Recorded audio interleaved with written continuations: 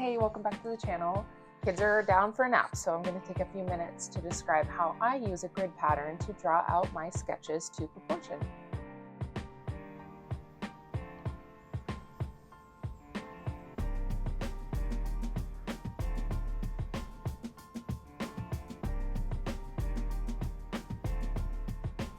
So as we all know, proportions are super important when we're drawing. If something's off, like the head is too big, the eyes are too small, the hands are tiny, it just makes your painting look so weird and tacky. Like, it's really important to have good proportions, but how do you do that? Well, I'm going to talk to you about how I use a grid pattern so that I can translate what I see in my reference photo to my canvas or panel. There's only a couple things you need in order to do this. One, you need chalk pencils, and two, you need an app, which I'm going to explain towards the end of the video. I felt like the chalk pencils were a really big game changer for me. They do rub off really easily. It's kind of hard to tell in this video, but they didn't leave as much residue as my charcoal pencils would. So I highly recommend getting some chalk colored pencils. This is the brand that I use by Rubens. It's worked really well for me. Highly recommend. Now, I know it's one more thing on your phone, right? But it's not a monthly subscription. It's just a one-time small purchase. And using this app has been a game changer for me.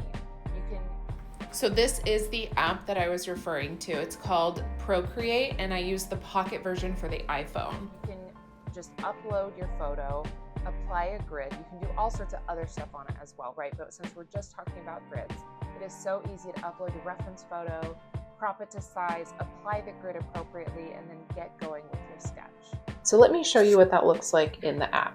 This is a photo that I already have in the apps. We'll just use this. So you go into Actions and hit Guides, and then you'll see a 2D grid pop up. Select 2D grid, and then in the bottom right-hand corner, you're going to select the option to apply settings. So you'll see that there's a lot of different things that you can change about your grid. The opacity will change the thickness of the lines, making them way more noticeable, or if you just want a very light grid pattern, you can turn that down.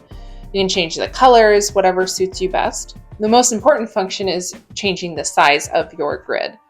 So if you need a lot of squares or just a few squares, you can change that here. And you can also change like exactly 1 inch by 1 inch how you want this grid to lay out on your photo.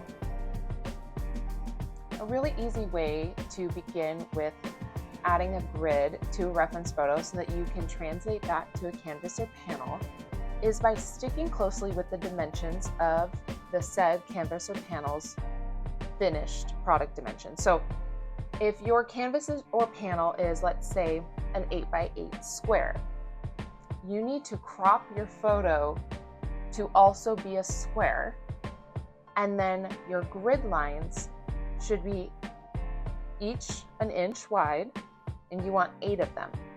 So you want 8x8. That just keeps it really simple, right? So you can translate that also to any canvas or panel that's a rectangle. So let's say you're working with a 9x12 canvas or panel. You want to have your reference photo also have a grid pattern with 1 inch squares that's 9x12. That way, when you go to your canvas or panel, you can easily sketch out a grid just with the pastel chalk pencils, 9x12. You want the grid to easily apply from your reference photo to your canvas or panel, so it's not too confusing. The smaller the grid squares are, the easier it is to draw because you're getting less room to wiggle. If you have really big squares, like let's say you just try to divide it in half, that just allows so much more room to wiggle. So maybe you're a really good drawer, that's fine. You need less squares, like that's amazing. But in the beginning, a lot of us need more squares because we are not as familiar with freehand sketching, and we need a little bit more of a leash when it comes to knowing exactly where things end, where they begin, and it's really good for keeping our proportions in line. So I hope this video was helpful for you. If you liked it, follow, like, subscribe for more. I am working on a really large project right now, or it's large for me, but I'm really excited to unveil that soon. So yeah, stay tuned.